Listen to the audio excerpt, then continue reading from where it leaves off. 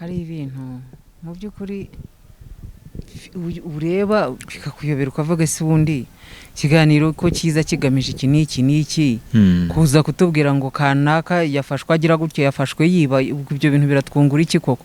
Kandi ubwo wenda kenshi ubwo turavugira muri domaine y'ivugabutumwa, ukabona umuntu ashishikajwe no kwangiza mugenzi we, ukibaza ese niba koko yakoze ikosa ubu waramuruse kuza kumwanika hano bimumariye iki? Ese ibi bintu birafasha iki umubiri wa Kristo koko? Ukareba rero ntabwo abantu mu by'ukuri bameze nk'abafarisayo bafashe umugore. Ntabwo rero ibyo ntago byubaka umurimo wa Kristo. Yego. Ikiza nuko dushyiraho ikintu. Ntubugorega mugenzi wawe, ntago Imana yavuze ngo numubona ugende umutamaze, ntago ari koko wamwegereye se ukamutesha ukamutesha nibura ko kuri umuntu w'Imana, ukareka kuzana ibitwiko by'indamu mbi kugira ngo urye amafaranga y'indamu mbi, utwike inkuru zamamare, mu by'ukuri bisenye ubwami bw'Imana, usange ntacyo urimo gukora, mu by'ukuri urimo urashishikariza abantu ubohereza kwa shitani. Hari wabonye byinshi biruti bya Salomo koko? Ntawe uragira. Icyo yashakaga cyose yagikururiraga aho hafi. Ntacyo cyamugoye, ariko yasanze atariho umunezero uri. Hari umupapa w'inshuti yanjye, ijambo ry'Imana rivuga ngo abahinduriye benshi kugukiranuka bazarabagirana nk'inyenyeri. Yego. Urumva? Iryo kamba ryo kurabagirana ryahawe abantu bazahindurira abantu, rizahabwa abantu bazahindurira abantu benshi. Yego. Urumva? Ni ibintu bibabaje cyane iyo ubona abantu barimo batuburira Imana, bayituburira nk'aho itihagije. Mu by'ukuri na Bibiliya iravuga ngo abo bantu baza bagahanura mu izina ryanjye ntabwo ari njye wabatumye, barababeshya. Urumva? Kurikije rya jambo rivuga ngo ntimubyiteho. Kristo yaguhaye ubushobozi bwo kuzamuka, kuko ijambo rye riravuga ngo tubana nawe mu myanya yo hejuru. Tubana nawe mu myanya yo hejuru, turategeka. Ufite ubushobozi yashyize muri wowe bwo kuzamuka ukajya hejuru ya bya bintu uko byaba bingana kose. Harimo benshi bihamagaye, barahari rwose, barahari benshi cyane. Yego. Bakora ibyo bintu nyine by'amarorerwa by'iki, ibyo buhanuzi bupfuye bwo gucurika abantu mu rwobo. Noneho ba bantu nge baranambabaza, kuko iyo mbarebye hari abo nabonye iyo ngiyo atari muri iki gihugu, umuntu akababwira ati Inkuru Nziza TV. Twongeye kubasuhuza abakunzi b'Inkuru Nziza TV, amahoro y'Imana akomeze kubana namwe aho muherereye mwese. Turabakunda cyane, tubifurije amahoro y'Imana. Yego.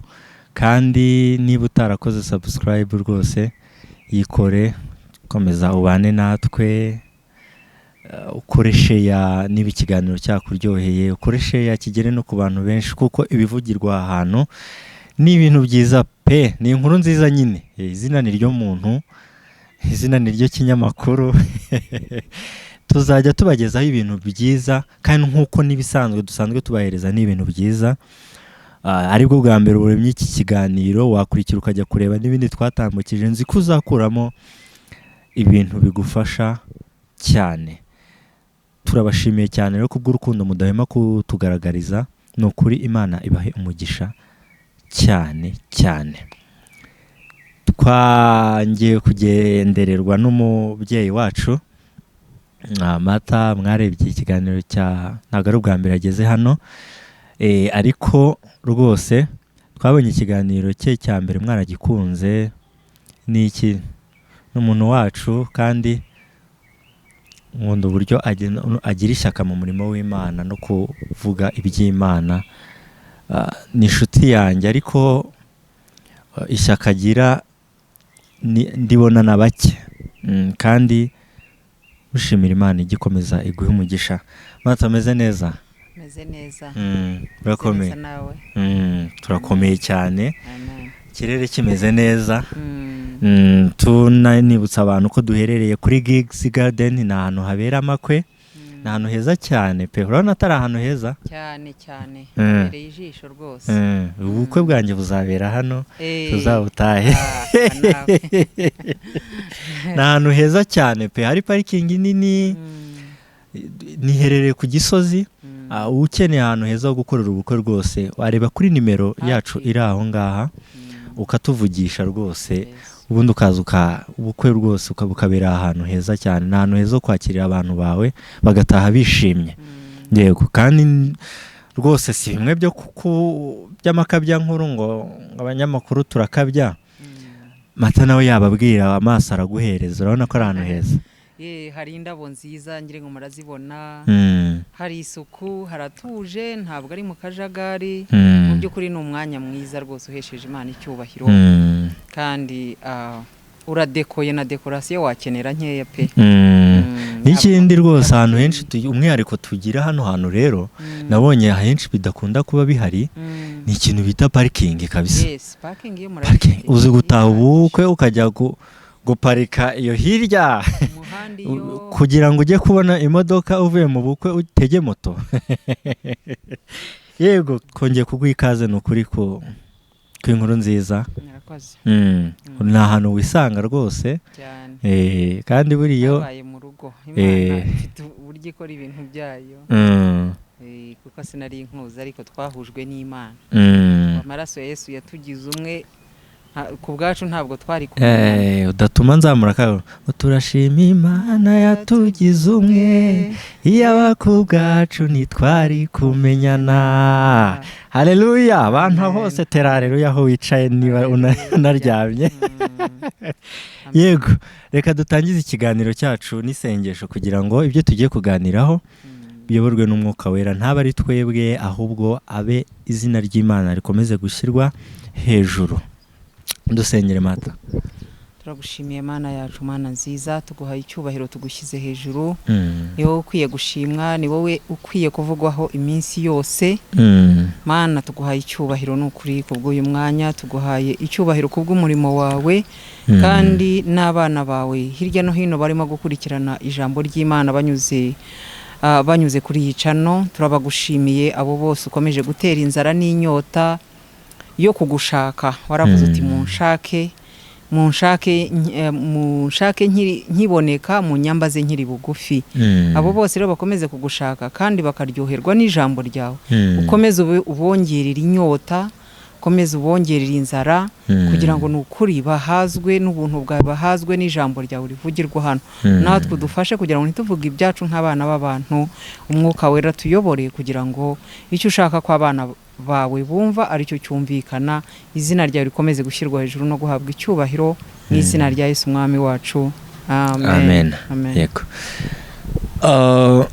Mata, umeze neza ahandi? Imeze neza. Feedback wakuye mu kiganiro twakoranye ubushize ni iyihe?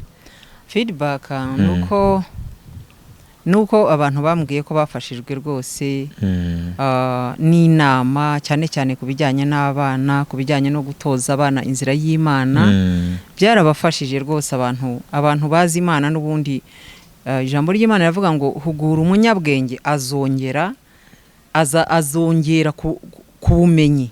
Hugura umunyabwenge azongera ku bwenge.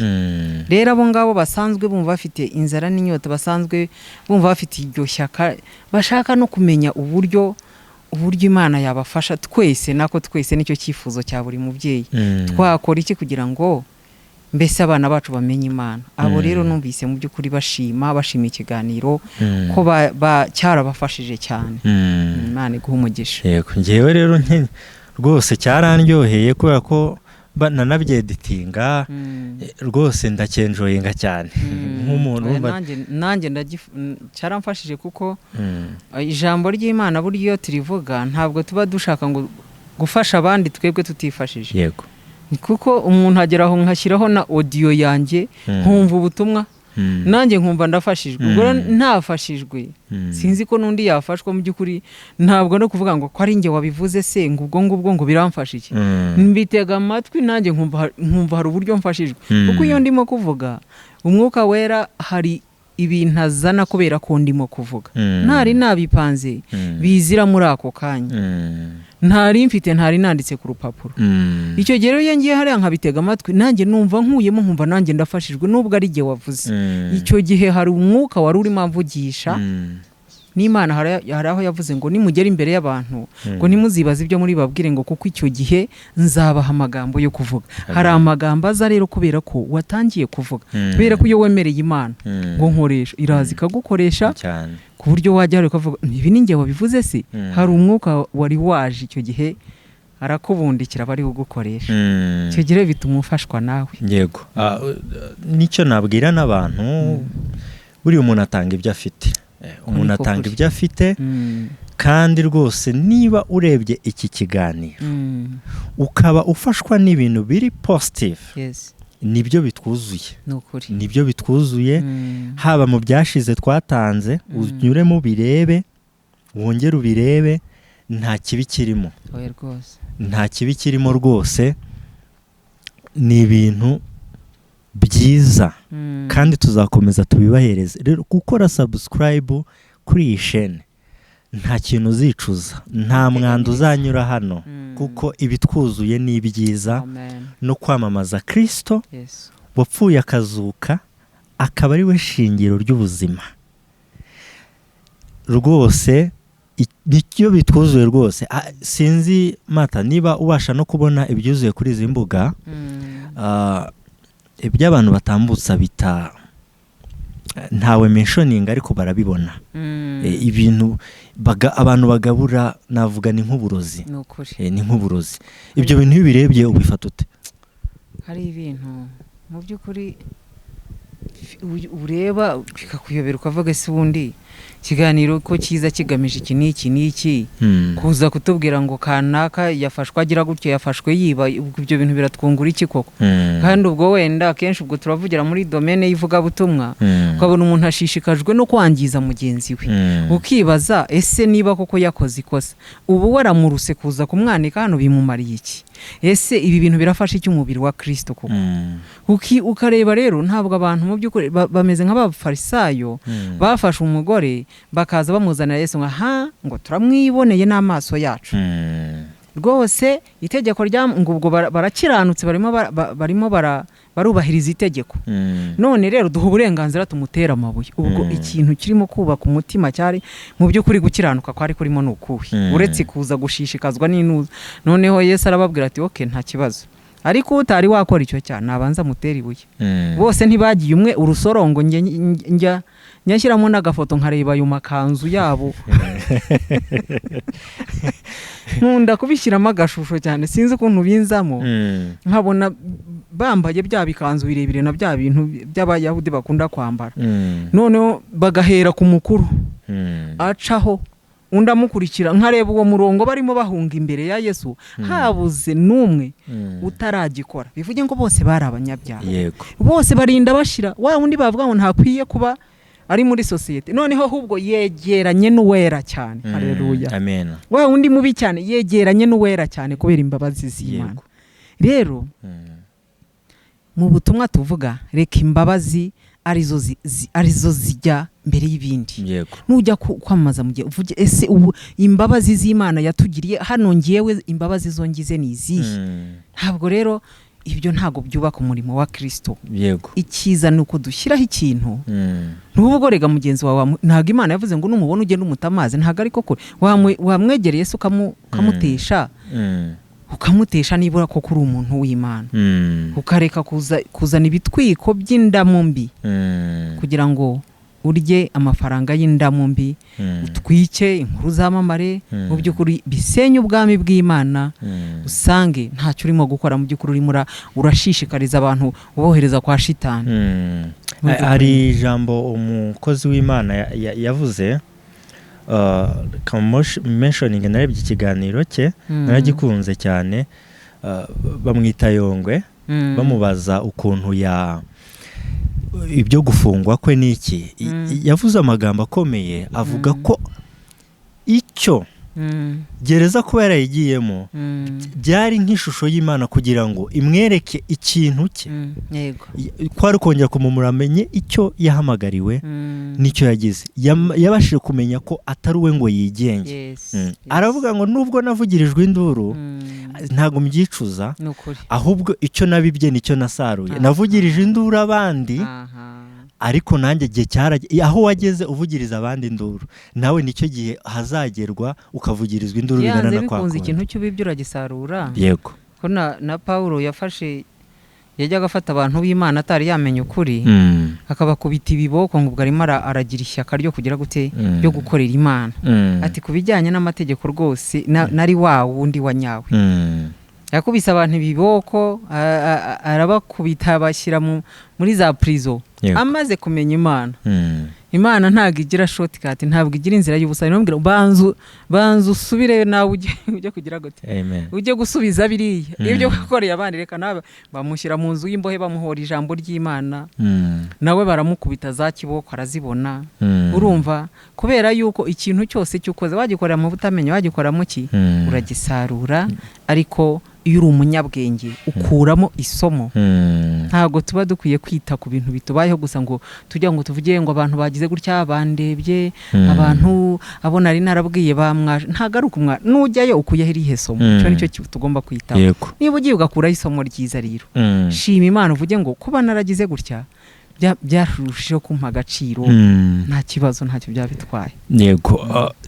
Nanavuga ngo hari ikintu namaze kubona, isi ntabwo igihinduka. Isi ntabwo igihinduka, hahinduka abantu, ariko yo ntigihinduka. Nuvuga ngo rero uko abanyarwanda bakera bari bazi ubwenge, ngo uhubuka vuba vuba, urumva, ariko ukababara gake gake. Umunyabwenge rero abasha kumenya ko icyo agiye gukora. Iyo ubashe kumenya ukamenya ngo icyo ndi gukora kiransikiriza imbere. Yego. Imbere n'uzikuru niba uzikuru gukora ikintu kibi, menya ko nawe imbere uzabona ikintu kibi. Rero bantu ujye uharanira kubiba imbuto nziza no gukora ibintu byiza, kuko ushobora kutabona inyungu zabyo none ariko ukazabibona hanyuma. Muri Yohane niho Kristo yabwiye ati ngo ntabwo uzi ibyo ndi gukora ubu ngubu, ngo gusa uzabimenya hanyuma. Yego. Ni ukuvuga ngo rero ibyo turi gukora ubu ngubu cunga neza uruhande urimo. Ese ibyo uri gukora bihesheje Imana icyubahiro? Ese bigamije umugambi uri inyuma y'icyo urimo gukora ni uwuhe? Yego. Urimo uraza ukatubwira ko ugamije gukorera Imana, hari izindi nyungu zindi ureba. Reka noneho uhere kugira ngo ufashe abantu uhereye mu ijambo ry'Imana. Ugira imigambi myiza yo kugira ngo umuntu nafashwa n'iki kiganiro, umuntu nafashwa n'iri jambo, ubwami bw'Imana ahari hari umuntu nakura mu rwobo, ijambo ryo ndibuvu icyo ngicyo aba ari cyo kijya imbere y'ibindi, kuko gishyigikiye ubwami bw'Imana. Biravuga ngo mubanze mushaka ubwami bw'Imana. Ikintu rero kiri bushyira umusanzu ku bwami bw'Imana bari cyo ubanza gukora, bari cyo ubanza gushyira imbere, hanyuma n'inyungu zawe zizakurikiraho. Cyane rwose. Iyo ubona ibi bintu uko bigenda bigira realite, uri mukuru wagiye ubona ibintu byinshi, ukurikije muri experience ufite n'ibyo umaze kubona, ubona ikintu gihangayikishije abantu ari iki cyane, kibujije abantu amahoro? Ikibujije abantu amahoro? Amahoro muri rusange. Muri rusange ikintu kibujije abantu amahoro ni ukutamenya Yesu, kuko Yesu niwe mwami w'amahoro. Umuntu utamufite rero nta mahoro afite. Nayo afite abaraya akanya gato, ariko isi imenya Imana, amahoro yahoraho, isi ibimeze neza cyane. Ubwo ntabwo navuga ngo nukwiba niko kubuje abantu amahoro, no gukora ibyaha niko ijambo rimwe ribikubiyemo byose, kutamenya Imana nicyo gituma umuntu abura amahoro. Kuko hari n'umuntu uba ufite ibyo akeneye byose, ariko kubera ko adafite wa muntu utanga amahoro ngo agire amahoro nyakuri, akarara areba, agahora ahangayitse, yumva n'ibyo afite ubwabyo bikamubuza amahoro. Rero ntabwo uzasingira amahoro nyakuri. Yesu yaravuze ati dore mbahaye amahoro, ariko amahoro mbahaye si nk'ay'isi itanga. Amen. Haleluya. Amen. Isi iraguha amahoro ashingiye ku kintu, irazi guha ikintu aka kanya, ariko se nikivaho ibintu ko ari ibishira nibivaho se. Ariko wa muntu uvuga ngo Dawidi yaravuze nzajya ndyama niziguye, nzajya ndyama sinzire, nzi ko Imana iri, nzi ko ndamahoro. Haleluya. Amen. Ayandi mbavuga ubwo mwami Yesu nkunda ndama. Icyo cyonyine kuba ufite assurance ko Imana igukunda Mm. mbese uri at peace n'Imana, uri ku mahoro n'Imana, wumva nta kintu murimo gupfa. Burya cyane cyane ntugatinye icyo upfa n'umuntu cyonyine, ngo ujye utinya icyo upfa n'Imana, kuko nugira icyo upfa na mugenzi wawe uzaba wababaje Imana. Rero nuharanira kunezeza Imana, itegeko ry'urukundo uzaryuzuza. Ariko rero kubura ukutamenya Imana. Hakaba ari n'umuntu utemera Imana, ariko ugasanga ashobora no kuvuga ati ariko ayo mahoro mutubwira, amahoro ya mbere ari mu mafaranga, ngo ibyo bintu mutubwire iyo Mana, ngo nese ngo nta bantu basenga bo babuze amahoro. Uwo muntu wamusobanurira. Uwo muntu namubwira yuko barahari basenga badafite amahoro. Barahari. Irega abantu bari mu rusengero bose ntabwo wavuga ngo bose basingiriye ukuri. Oya, hari abajya gusenga buri munsi. Ariko none si intambara ziva he niba twese koko twaramenye Imana by'ukuri, intambara zaba zikiva he? Si ibyo. Ariko wa wundi wamaze kumenya Imana by'ukuri, ntago navuga ngo abantu bakoze ibi n'ibi. Ku giti cyariyizi. Yego. Wa wundi wasingiriye Imana by'ukuri aza, hari ijambo rivuga ngo nabahaye umugisha ari wo mahoro, Nukuvuga ngo amahoro rero niwo mugisha wa mbere. Noneho hari n'undi ujya mu rusengero ariko atayafite. Hari n'undi ujya mu rusengero ashaka azinga mu rusengero ako kanya zahabonera ibintu n'ibi byakwanga agasohokamo. Cyangwa se bamuha kondisiyo zo kugira ngo ugenda gutya na gutya, gendera ku ijambo ry'Imana. Ijambo ry'Imana ntashake no kurisoma. Natamenya ukuri kw'Imana se amahoro azayakurahe? Abantu bazamuhanurira bamubwira bigiye kugenda gutya na gutya. Niyo mpamvu abantu basigaye biruka kubahanuza ijugujugu.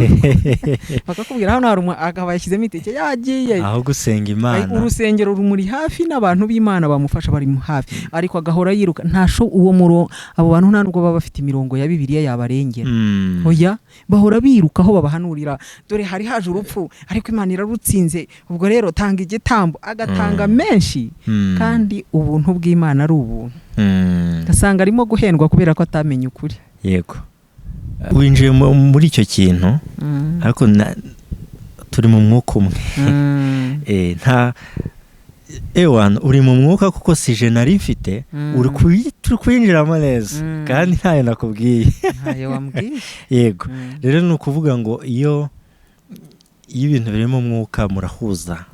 Murahuza, ntabwo nibyo twatangiriye ku isengesho tuvuga ngo ntaba ari twebwe, ahubwo reka umwuka w'Imana ari uganza muri twebwe, ntidukore ibyo tubasha kugira, ahubwo igende iduhishura ibyo tugomba guha abantu. Rero urumva turi mu mujyo umwe. Rero uko bisobanuye icyo kibazo nayo nkubajije, isi byose irabifite. Isi byose irabifite. Ni ukuri. Ibitanga umunezero birahari, ariko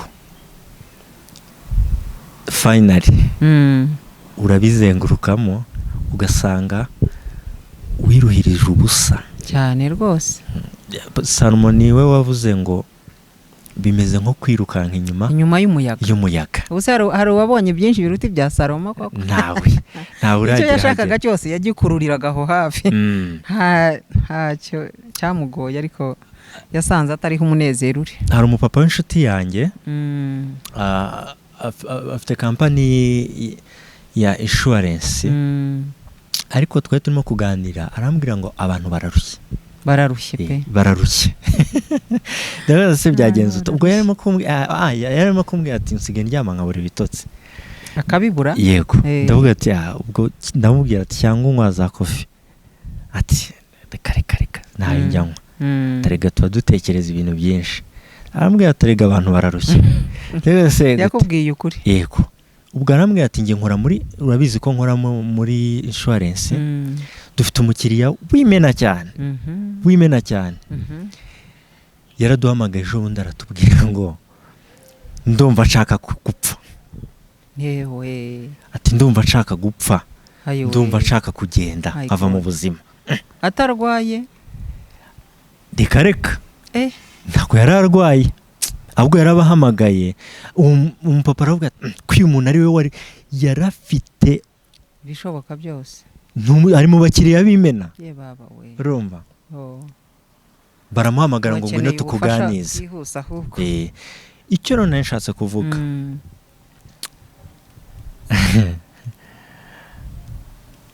abantu bararya ariko ntibahaga. Abantu babona amahoro ariko ntibanyurwa, kuko babuze isoko y'amaraso. ibyo babona byose ariyo ni Kristo. ibihwayihwayi biraguruka bikagenda. Kristo niwe soko y'amahoro Amen. ariho kuri iyi si. Ibyo waruvuze rero cyane nibyo 100%. niko niko kuri. N'ikimenyimenyi ni kugeza aya magingo aya ntubuze ibyo wabuze, wari ufite yes ariko ukabibona. Zane yavuze ngo nataye byose kubwo kuronka ngo Kristo. ndonke Kristo. Kugira ngo nasize byose kugira ngo byose ndonke mbibara Kristo. kuba igihombo. Rero icyo turimo kuganira iyi si sinzi niba batabasha kubibona. Nta muntu utazi umuntu, twese tuzashirana nabyo cyane. isi tuzacaho tugenda, ariko isi izagumaho, haza abandi. N'aya maherezo ya byose nayo ngo izazingwa nk'umusambi. Izazingwa nibirangira Imana izageraho nayo yiruhure. Ubona ari iki gituma abantu bakomeza kwirengagiza uko kuri? Igituma abantu birengagiza ukuri ni ukutamenya, kuko Bibiliya iravuga ngo nako umugani w'ikinyarwanda avuga ngo abatabizi bicwa no kutabimenya. Yego. Ntabwo wavuga ngo kubera iki umuntu yirengagiza ukuri, kuko yirengagiza ni Satani, ari ku ngoma nawe arategeka. Arabariganya. Imana iraza ikavuga ngo nugenda gutya na gutya na gutya na gutya uzagira amahoro. Ibyo ushaka uzabibona. Ibintu byose byo tubona mu isi byananiranye ni ukubera ko Satani aza akakubwira ati gira gutya na gutya gateshuka. Ariko Imana ifite inzira igororotse uzayigenderamo neza. Dore umuntu witwa Enoki ngo yabaye mu isi rwose nta cyaha afite. Imana iramurera uvuga ati ahari ye kuzanduzwa n'isi, reka ntabwo azatestinga urupfu, yagiye mu ijuru. Na Eliya niko yagiye. Abo bantu bakurikiye amahame batareba ku ruhande. Rero igituma abantu birengaje ntago ari bo birengaje, kuko na Satani nawe arimo arakora. Arakorera hasi no hejuru. Yego. Duhanganye n'ubwami bubiri, ubwami bw'Imana n'ubwami bwa Satani. Ntabwo Imana yavuze ngo okereka nkure Satani mu isi kugira ngo mugire amahoro yuzuye. Yaravuze iti reka mpe umuntu chance yo kwihitiramo, reka muhe amahitamo, mubwire inzira nyayo, inzira rwose isobanutse, inzira y'amahoro. Nyimwereke ngo dore mbashyize imbere inzira ebyiri, inzira y'urupfu n'inzira y'ubugingo. Ariko nyine tukarenga tugahitamo inzira mbi. Niyo mpamvu rero icyo gihiriri kiriyo. Ubwo rero ntiwavuga ngo mu by'ukuri iki warumbajije igituma abantu birengagiza ni Satani. Ni ukubwira ngo Imana yavuze ngo ibi none Adamu na Eva bari banze kubaho neza, ariko se Satani ntiyavuze hari Imana yababwiye ngo nimurya kuri iyi mbuto ngo murapfa. Ngo yanze ko muba nkayo, yanze ko mumenya. Nyine tugambira gukora icyiza, Satani akazana ikibi. Hanyuma umuntu agakomeza akirengagiza. Niyo bamubwira bati nuca hano rwose numenye ijambo ry'Imana yagwata mwagiye mureka, ariko ibyo ni iby'ababuze pfa na rugo, ibyo ni iby'abakene, njye mfite byose. Umuntu akavuga amagambo nkayo. Urumva noneho kwirengagiza ni Satani irimo gutegeka. Ariko niyo mpamvu twahamagariwe kugira ngo dukomeze tubwirize ubutumwa, tubwire abantu, tuvuge aho bishoboka. Umwuka w'Imana na igihe kigeze cya wa muntu nagira gutya akamenya ukuri, azahita asobanukirwa veyo. Ariko nyine ni urugamba. Satani yajugunywe mu isi, ariko niduhitamo, nitumenya ukuri, tugahitamo kwanga inzira ze, tuzamererwa neza. Ariko n'abariya rwose bafashwe ntago twavuga ngo barabyirengagiza. Ni ukutamenya. Ni ukutamenya ngo abantu banjye bararimbuka kubera kutamenya. Kutamenya icyabakiza, kutamenya icyababohora, kutamenya icyabaha amahoro. Uko niko kwitwa kwirengagiza nyine. Umuntu ukamubwira rwose akinangira pe. Yego. Ariko ni Satani nyine bakoresha. Umuntu ari mu rungabangabo, hari umuntu uri kutureba ubu ngubu ari mu rungabangabo, ari hagati na hagati, umuntu ari kumusaba, ari kumuhereza ibyo akeneye, undi umutima ukamubwira ati ariko ibintu ngiye kwakira bishobora kumbyarira ibintu bibi, ariko cya kintu ari guhabwa ni ikintu akeneye, ikintu gifatika kigaragara, gifatika. Uwo muntu wamugiriye inama, namugira inama ntago ikizaza kirabagirana inyuma cyose.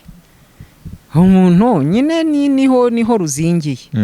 Umuntu azaza kubwira ati ndakugurira inzu, ndakugurira imodoka, uraba uciye ukubiri n'ubukene, ariko kondisiyo urabanza ukora ibi n'ibi, wakabibona nk'ibintu byako kanya biri buhite birangira, nyamara bikaba bifite umutego w'igihe kirekire, bikaba bifite umutego w'ubuzima bwe bwose.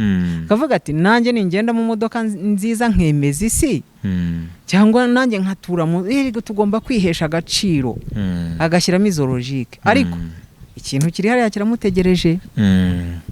Niho ijambo ry'Imana rikavuga ngo kubera ko wanze ubwenge nanjye ndakureka. Urabyumva? Noneho ibyo bintu nyine ni ku isi iteye, ibishashagirana bihora bidutwara, bihora biduteshura ku Mana. Imana ikavuga ngo genda gahoro, genda gahoro mu nzira yanjye mwana wanjye, ntabwo uzahapfira, ntabwo uzahasonzera. Mwana wari utunze cyane kurenza Aburahamu, nawe yari umutunzi, yari afite abagaragu n'abaja, yari afite ingabo ziri aho, kandi ntiyari umusirikare, ariko yari afite, twabonye igihe kimwe ngo ajya gukiza umuhungu we Loti, bamufashe ngo yagendanye n'ingabo 100. None se yari umugaba w'ingabo cyangwa yari iki? Yari umuturage wibereye, ariko yari afite abantu bamushagaye. None se uwo muntu si wa wundi wabwiye ngo fata umwana wawe gende umutambe? Si wa wundi wavuye ngo siga byose usohoke mu bantu banyu ugende, agatangira kuba inzererezi, ikamwita inzererezi. Ni ukuvuga ngo inzira y'Imana yo igaragara nk'igoye, igaragara nk'aho ari ubuswa, nk'aho ari ubucucu. Ngo umuntu nakuzanira kado nziza yindi hambaye ukayanga, umuryango wawe wonyine uzaguhagurukira. Wagicucuwe, barakuroze, bagize gute? Tinubura ubwenge Imana izakure, wabuze ubwenge. Batangire bakubwira ibyahe n'ibyahe, kubera ko barashaka indamu zako kanya. Urumva? Ariko uriya mugabo yarasohotse agenda ahinduka inzererezi, abura kugira diresi ifatika. Bamwe baguma mu butaka bwabo, bene wabo baguma ahantu bakambitse bafite adiresi, abarwa nk'inzererezi. Ariko se ntiyatungisha, siwe sogokuru w'abizera bose, siwe ubwo twumva wari ufite izo ngabo zimushagaye, afite ubutunzi n'ubutunzi. Ni ukuvuga rero inzira y'Imana yizagaragara nk'isuzuguritse, ariko umuntu uzemera iyo principle akayigenderaho, umugisha uba umutegereje mwinshi cyane. Yego.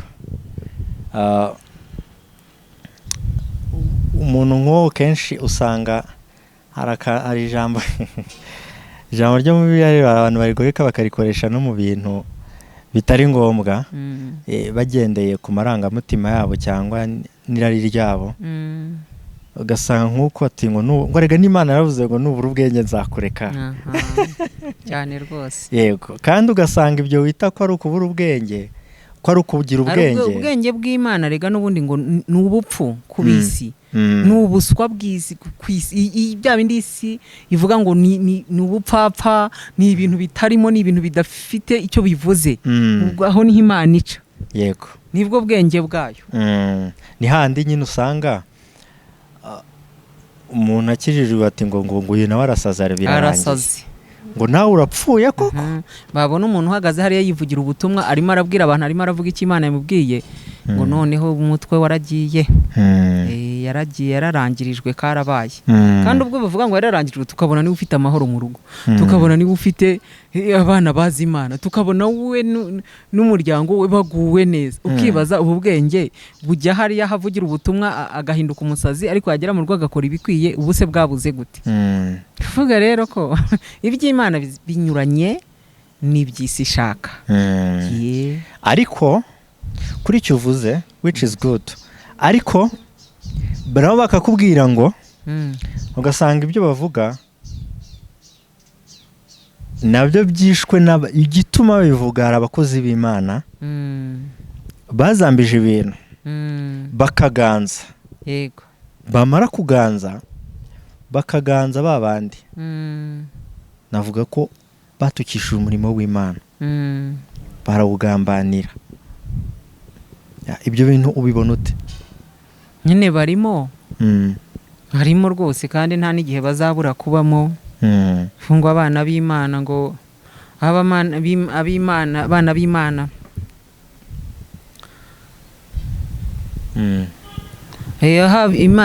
b'Imana bagendaga n'aba Satani nyine nabo bazamo. Imana buri gihe yitangira ibintu byabo, yitangirira ibintu byo gushaka gukiza abantu. Satani nayo ikaza ikabivanga ikabipirata. Noneho abahanuzi b'ibinyoma nabo barahari. None se ko byanditse muri Bibiliya byabura gusohora? Aho Yesu yaduhaye warning ati muzitonde mu gihe cyane hazaza abahanuzi na kera ye. Iyo dusomye Bibiliya tubona abahanuraga ibinyoma guhera muri Bibiliya kera. Babandi aho umuntu yavugaga ati uriya simushaka kuko ntaga ampanurira ibyiza, ahora ampanurira ibibi, akiremera be baza kumubwira ibyiza. Ngo ni ibintu byahozeho, ubwami bw'Imana bumaze kujyaho, Satani niwe watangije nibye. Cya gihe yatangiye kwishyira hejuru ati nanjye nshobora kugira, niwe wagiye mu bantu atangira gukora ibishaka kwigana Imana, ibishaka kwiringaniza n'Imana. Bizahoraho rero, ni twebwe tugomba kumenya icyo Imana ivuga, tugasaba umwuka w'Imana, tugashobora gutandukanya imyuka. Ariko udafite ubwenge bw'Imana mu by'ukuri hari byinshi bizaza bikwishushyanyeho bikujugunye mu rwobo.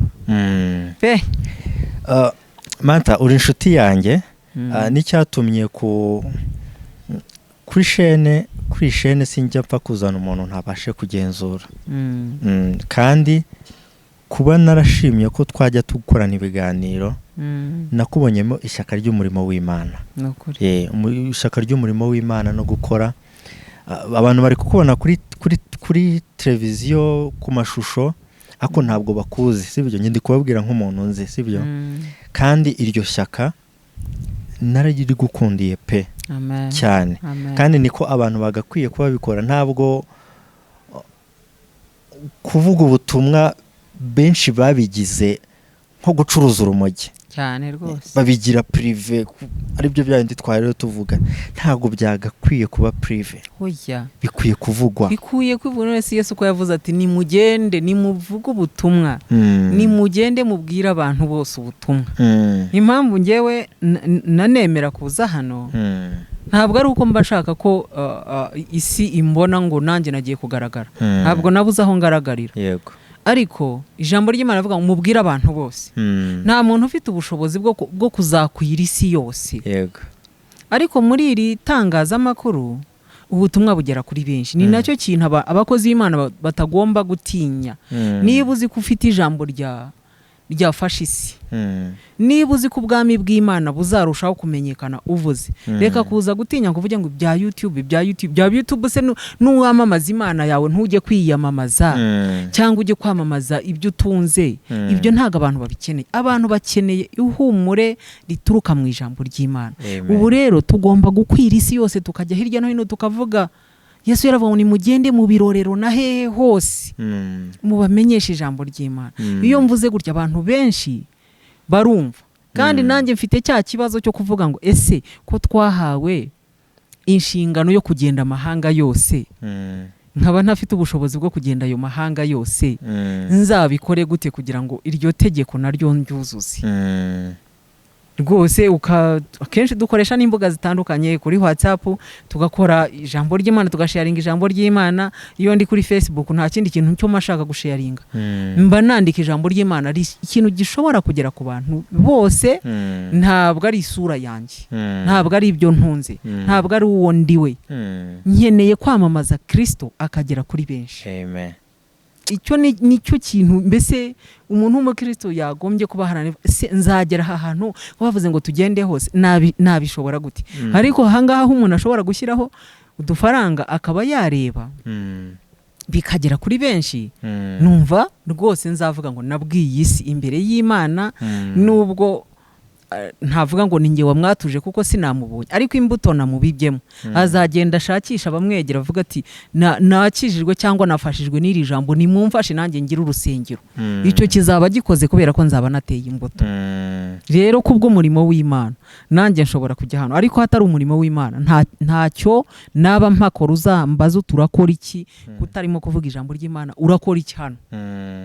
Ntago wambona cyane, ariko ku bwa Kristo ndahari. Amen. Amen. Birambabaza cyane kubona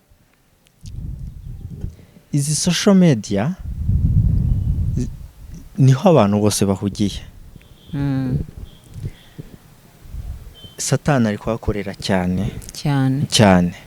Why not twe tukora ivugabutumwa ryo guhumura abantu, Kristo nawe akamenyekana binyuze aho bahugiye.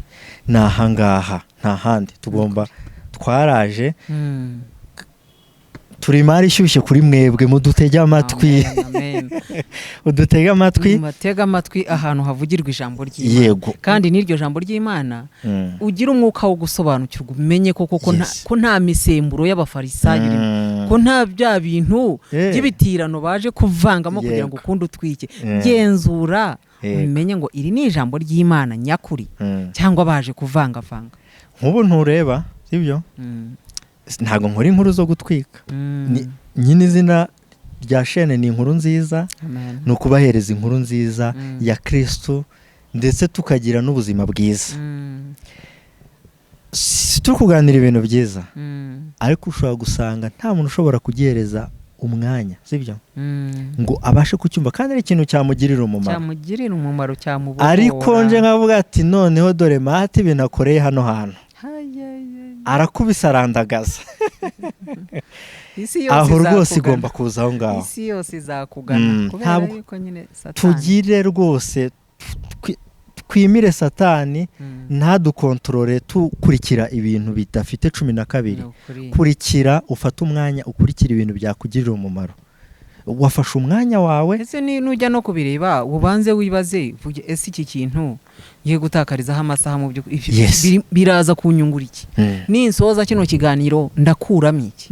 Ariko nuzi ukumva ijambo ryaguhumuriza, ukumva ijambo ry'Imana, ukagira n'ubundi bwenge n'ubundi bumenyi, ukaritekereza ukavuga uti niba kanaka byari bimeze gutya, bikaba byarabaye gutya, akaba yaragize amahoro ataraya, kuki ntatega amatwi byo bikakubeshaho ukabaho. Ariko si ibyo bintu biza bigakubita nk'inkuba, ukabireba ukabitindaho maze urabikwirakwiza se ngo bimare iki? Yego. Bakunzi b'inkuru nziza rero, musharinge ubutumwa bugere hose. Ubutumwa bugere hose, kuko uzabusharinga, uko uzashaka kubusakaza, nawe ingororano y'ababusakaje izakugeraho cyane. Uzi ko ijambo ry'Imana ni nayo mpamvu, ni nacyo kigamijwe abantu kugira ngo bagure umurimo w'Imana. Ijambo ry'Imana rivuga ngo abahinduriye benshi kugukiranuka bazarabagirana nk'inyenyeri. Yego. Urumva? Iryo kamba ryo kurabagirana ryahawe abantu bazahindurira abantu, rizahabwa abantu bazahindurira abantu benshi. Yego. Urumva? Nuri kwirakwiza rero ukavuga ngo iri jambo ryo kumenya Imana reka nanjye ndyongereyo ndisunike rigere ku bandi, umuntu akaba yahinduka kubera ya message wamuhaye, nawe uzagira umugabane kuri rya kamba cyane. Aba ari cyo duharanira. Kandi nsezeranya abantu ko rwose nukora share ugahereza abantu, ntabwo uzaterwa ipfunwe nuko warakoze share ku kintu, kuko nta kibi nteganya. Sharing ikintu mu by'ukuri cyazura umuntu wari ugeze mu rupfu, umuntu agashobora kubaho kubera message wa sharinze, cyakaguteye ishema kikagutera n'ishyaka ahubwo. Nta kibi rwose kizaca hano, nimbona aho kugira nshireho ikintu kibi nzasezera ngende, byihorere ngende, uzaba wataye umurongo. Yego. Wakomeje tuganira kuri icyo kintu, twongere twibaze, ese iyo ubonye ibi bintu by'abakozi b'Imana bangirije umurimo bakabikora akaduruvaye, navuga ngo bateje bakojeje isoni ubutumwa bwiza. Iyo ubibonye ubifata ute?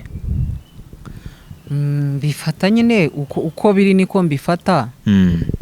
Urabona umuntu avuga ati mu by'ukuri ni ibintu bibabaje cyane iyo ubona abantu barimo batuburira Imana bayituburira nk'aho itihagije.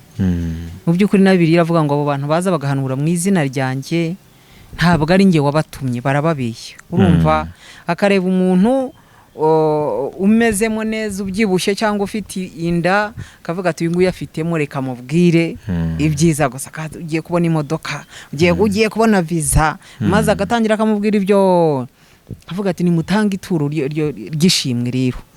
Noneho ukagenda ukavuga uti rero, ukajya kumwihererana ukamubwira uti nabonye icyago kigiye kuba iwawe, kugira ngo gikurweho tanga iki giciro kingana gutya. Hari uwo nabonye hambere aha avuga ngo bari batanze 300,000 ngo mu bapfumu kugira ngo bakugire nabi, bakwice, bakugire gute.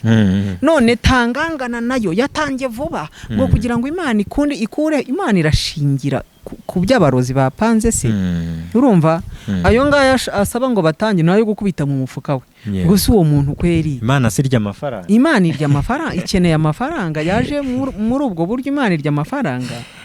Rero ukabireba ukavuga uti nk'uyu muntu harimo aratera iki gihe koko, ko harimo noneho no guhumanya benshi, yakwicecekeye agasaba ubujyanama bakamugira inama ko buri wese umaze kugira umurongo amenya gutyo arumva yatangira ministeri, arumva yakwitwa poteri, agendeye ku murongo gutyo yamenya kuvuga neza, maze akavangamo na comedy, ibintu bigatwika cyane rwose. hamenye ko umwuka w'Imana ari ugomba kumukorera, akagenda yamamaza ko kajambo kamwe ati ngiye gushinga urusengero kubera ko namenye umurongo umwe. Shinze urusengero rushinze, wumva neza, uhamanya neza uguhamagaye cyangwa urihamagaye. Nyina arihamagaye. Harimo abenshi bihamagaye, barahari rwose, barahari benshi cyane. Yego, bakora ibyo bintu nyine by'amarorerwa by'iki, ibyo buhanuzi bupfuye bwo gucurika abantu mu rwobo.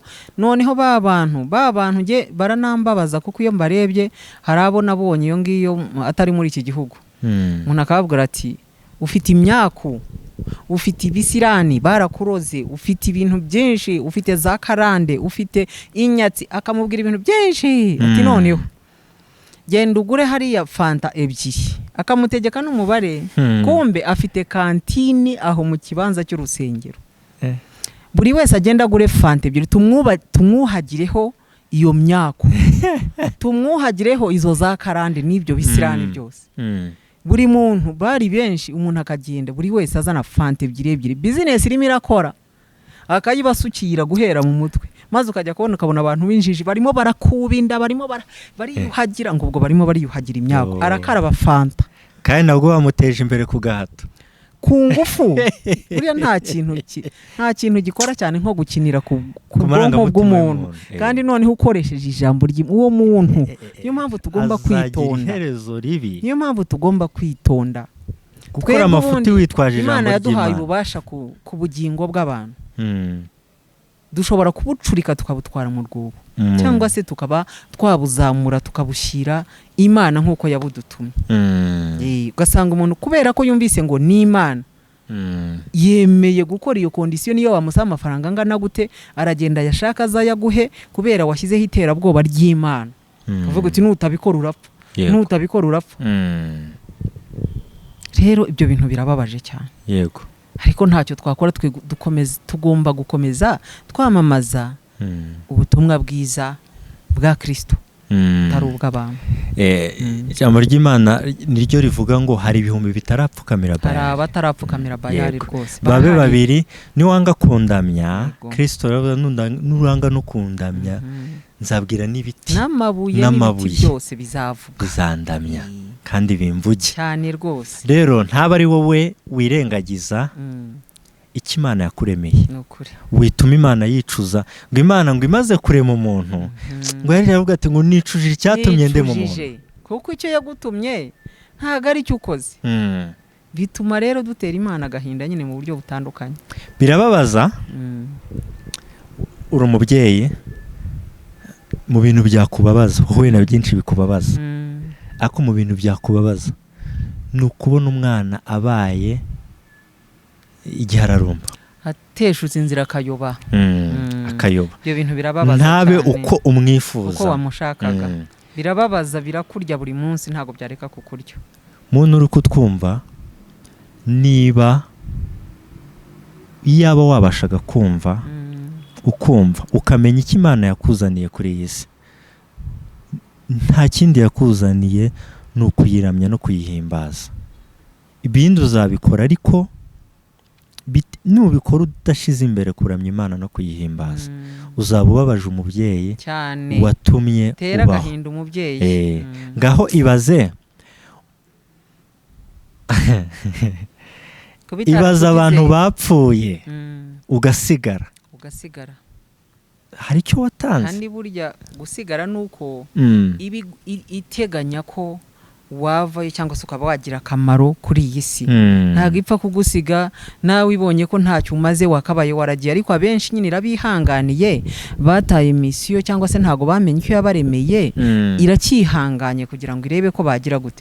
Naho ubundi ngo igiti kitera imbuto cyose kiba kigomba gutemwa kikavaho. Rero bundi mu gituma abantu benshi wenda batemwa gutyo nyine ni ukubera ko Imana irareba ikavuga uti uyu muntu ko mbona muri gahunda ze ko mbona atazanyubahisha. Hari igihe twitemesha nyine. Ariko umubyeyi abaza umwana we cyane bya biti bitera imbuto ikavuga iki giti ntacyo kizamarira, reka ngiteme hakiri kare cye kunyangiriza ubutaka nteremo ikizima. Buriya akenshi rero hari igihe nyine tugenda dupfa muri ubwo buryo, abantu bapfa muri ubwo buryo cyangwa basezera no kuri iyi si hakiri kare kubera ko twanze gukora icyo yaturemeye. Ariko twese yaturemeye imirimo myiza. Nturi umubyeyi ariko uzi hari ibintu wima umwana kuko uzi ko bimuhaye bishobora wenda n'urugero, umwana agusabye nka miliyoni 10 uzifitiye uzifite ugomba no kuzimuhereza, wazimuha? Hazo namubona nzimuha se ngo zimumarire iki ari umwana ubwonko butarakura.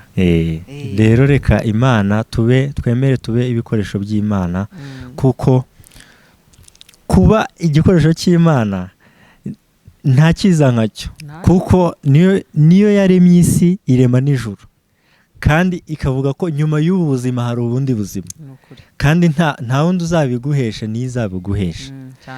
Abantu uramukorera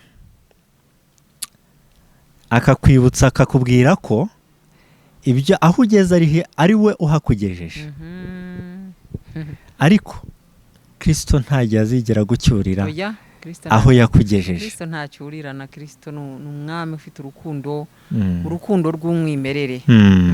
Nukuri ntago azakujandura mu mwanda mu isayo y'ibyaha ngo agenda avuga ati si jyewe se, iyo atabagiye mwana wanjye nkorera, si jyewe se wahagukuye, ntago wibuka bya byaha byawe. Ntago Kristo arahanagura akakweza akaguhindura mushya, akakubwira ati ntiwibuke ibya kera.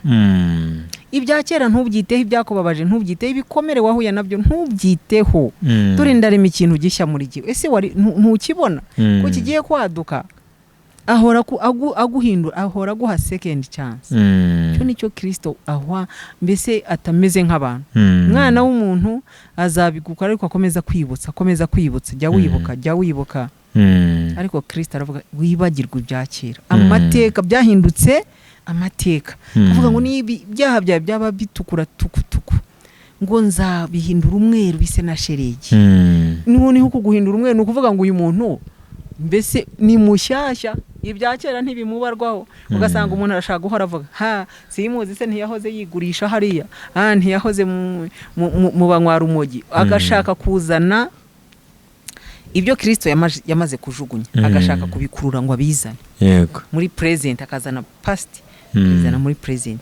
Ariko Kristo aba yagushyiriyeho page nshyashya itari yajyaho ikintu icyo ari cyo cyose. Uwo niwe Kristo. Ararema bishya, ndarema ikintu gishya muri wowe.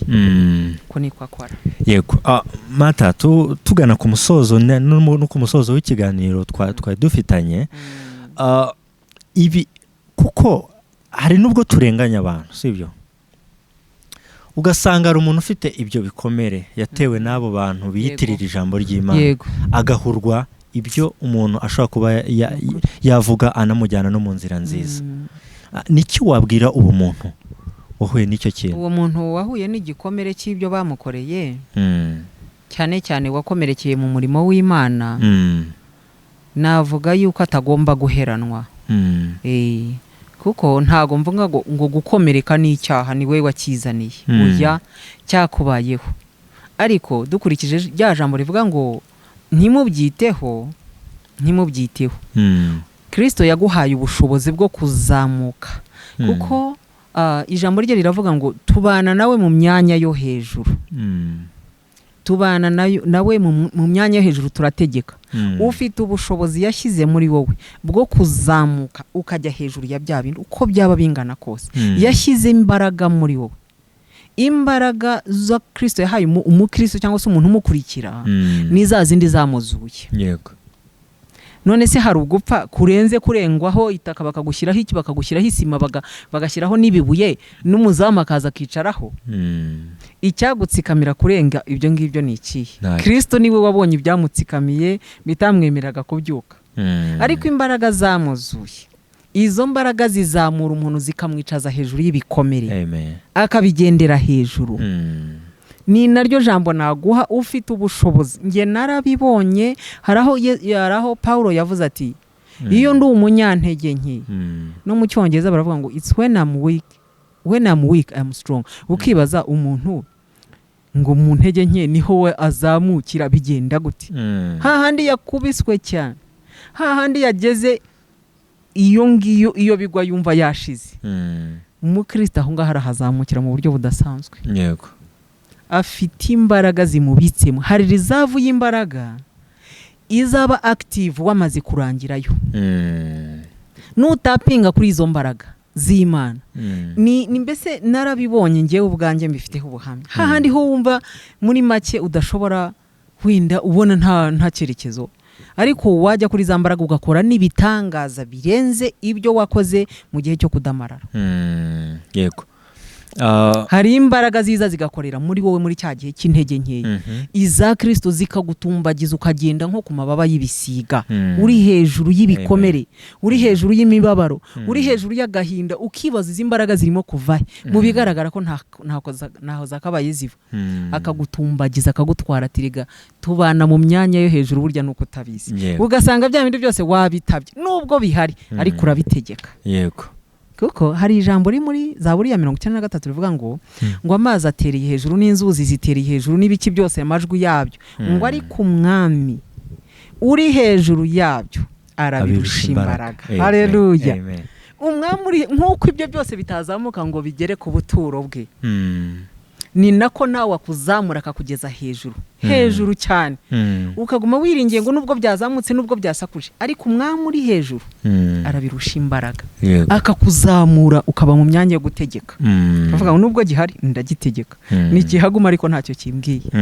Izo rero nizo mbaraga yaduhaye tutagomba guheranwa n'ibigomere. Kandi bibabaza Kristo iyo tudashobora gusobanukirwa izo mbaraga ngo tumenye ko zihari, tuzisunge ituzamura, ahubwo isi tubureho ubushobozi. Yego. Zo mbaraga. Tugana no ku musozo, reka nkubaze kuri ibintu tumaze kuganira. Nahereyo mvuga ngo ugira ishyaka ry'umurimo w'Imana, ni ikintu nkuziho. Iryo shyaka ryatangiye ryari? Iryo shyaka se navuga ngo ni ryarira.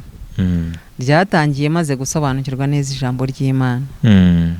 Kuko ubundi nyine inka ryari ntago umwaka nawumenya.